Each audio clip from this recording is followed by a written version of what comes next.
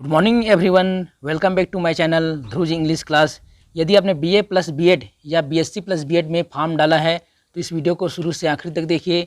इसमें मैं आपको बताऊंगा काउंसलिंग का डेट और इसका नियम। ठीक है बच्चों, तो सबसे पहले आप लोग इसका नियम देखिए। BA BEd plus BSc BEd समेकित 4 वर्षीय पाठ्यक्रम में प्रवेश। ये 4 वर्ष का पाठ्यक्रम होता है बीए बीएड या बीएससी बीएड। इसमें देखिए सबसे पहले आपको क्या है, प्री बीए बीएड या प्री बीएससी बीएड आपको एग्जाम दिलाना पड़ता है। सामान्यतः इस पाठ्यक्रम में प्रवेश प्री बीए बीएड या प्री बीएससी बीएड प्रवेश परीक्षा की प्रवेश सूची के आधार पर किए गए ऑनलाइन आवंटन के माध्यम से ही दिया जाएगा। ठीक है, इसमें ऑनलाइन आवंटन होगा, जैसे बीएड के लिए होता है या डीएलएड के लिए होता है, वैसे सेम बीए बीएड और बीएससी बीएड के लिए होगा।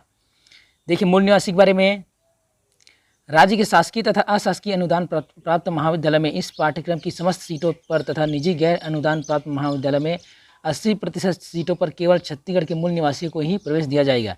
निजी गैर अनुदान प्राप्त महाविद्यालय की 20% सीटों पर छत्तीसगढ़ के मूल निवासियों के अतिरिक्त अन्य व्यक्तियों को भी प्रवेश दिया जा सकता है। आयु सीमा देख सकते हैं,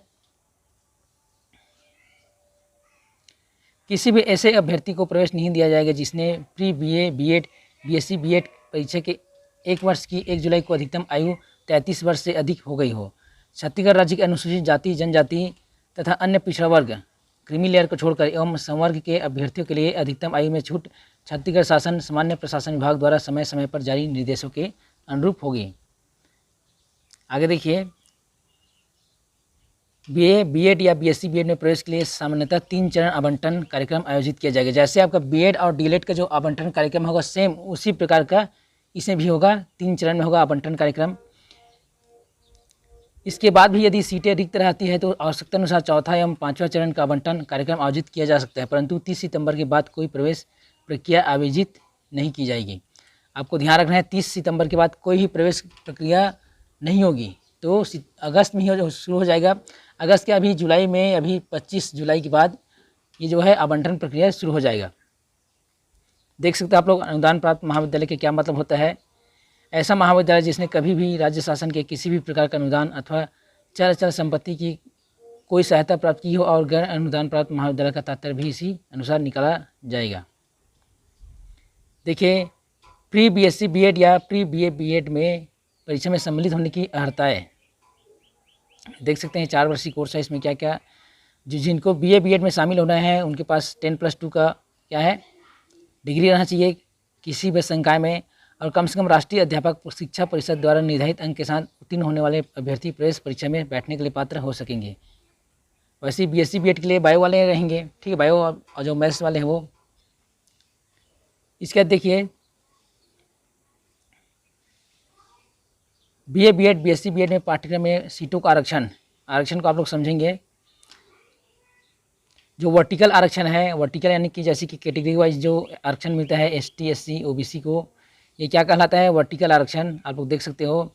इसके जो हॉरिजॉन्टल आरक्षण है यानी जो क्षैतिज आरक्षण है वो क्या है, जैसे कि कोई दिव्यांग है या स्वतंत्रता संग्राम सेनानी के पुत्र है पौत्री है, ठीक है, या भूतपूर्व सैनिक है, ये सब क्या कहलाते हैं, क्षैतिज आरक्षण कहलाते हैं।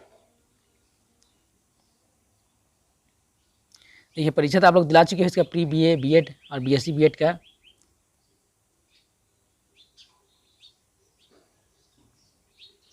देखिए ऑनलाइन जो आवंटन होगा वो लगभग 25 जुलाई के बाद शुरू हो जाएगा। ऑनलाइन आवंटन प्रवेश सूची की घोषणा के पश्चात संस्थाओं में प्रवेश ऑनलाइन आवंटन विधि से किया जाएगा। पात्र अभ्यर्थी 350 रुपये का भुगतान परिषद कहने का मतलब scrt.cg.government.in में जाके आपको ऑनलाइन आवंटन के लिए क्या है काउंसलिंग करना है। 350 रुपये आपको शुल्क लगेगा। ऑनलाइन फॉर्म भरने की सूचना राज्य शैक्षिक अनुसंधान एवं प्रशिक्षण परिषद की वेबसाइट तथा राज्य के 3 प्रमुख समाचार पत्र में प्रकाशित किए जाएंगे। अभ्यर्थी केवल उन्हीं महाविद्यालय का विकल्प चुनिए जहां वे प्रवेश लेना चाहते हैं। अभ्यर्थियों को महाविद्यालय का आवंटन उसके द्वारा दिए गए ऑनलाइन विकल्प प्राथमिकता क्रम में pre BA BEd BSc BEd में परीक्षा में उसका अप्रवणता क्रम तथा सीटों की उपलब्धता के आधार पर ही संचालक द्वारा किया जाएगा। सीट आवंटन की सूचना राज्य शैक्षिक अनुसंधान एवं प्रशिक्षण परिषद यानी SCRT के वेबसाइट पर आ जाएगा। ऑनलाइन आवंटन के पश्चात निर्धारित समय अवधि में अभ्यर्थी या तो आवंटित संस्था में जाकर प्रवेश ले अथवा अपना आवंटन निर्धारित काल अवधि में समाप्त होने के पहले निरस्त करके नया विकल्प फॉर्म आपको भरना पड़ेगा। इसके लिए निर्धारित राशि पुनः जमा करनी होगी तथा अन्यथा ऐसा नहीं करने पर अभ्यर्थी का महाविद्यालय आवंटन निर्धारित समय अवधि के पश्चात समय निरस्त हो जाएगा तथा उस अभ्यर्थी को आगे की प्रक्रिया में सम्मिलित नहीं किया जाएगा। इसको आप लोग ध्यान देना, ठीक है। पुनः विकल्प फॉर्म भरने वाले अभ्यर्थी को रिक्त सीटों के लिए महाविद्यालय आवंटन अगली सूची जारी करते समय किया जाएगा। पुनः विकल्प फॉर्म भरने का यह अवसर केवल एक बार के लिए होगा। महाविद्यालय द्वारा अभ्यर्थी के मूल दस्तावेजों को जांच कर प्रवेश दिया जाएगा। अगर मूल दस्तावेजों में कोई कमी या त्रुटि पाई जाती है तो उसका चयन निरस्त किया जाएगा। देखिए, आरक्षित संवर्ग के प्राप्त अभ्यर्थी उपलब्ध न होने की स्थिति में क्या होगा, अन्य जो संवर्ग है वहाँ से लिया जाएगा। देख सकते हैं, प्रवेश का निरस्तीकरण।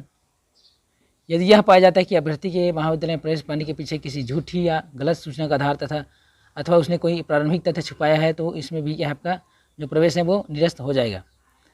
महाविद्यालय की जो फीस है ये जो है समिति द्वारा निर्धारित की जाती है। जो BA BEd और BSc BEd का है फीस 4 वर्षीय वाला।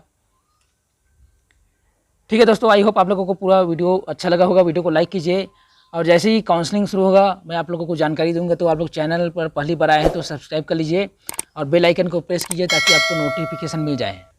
ठीक है दोस्तों, धन्यवाद।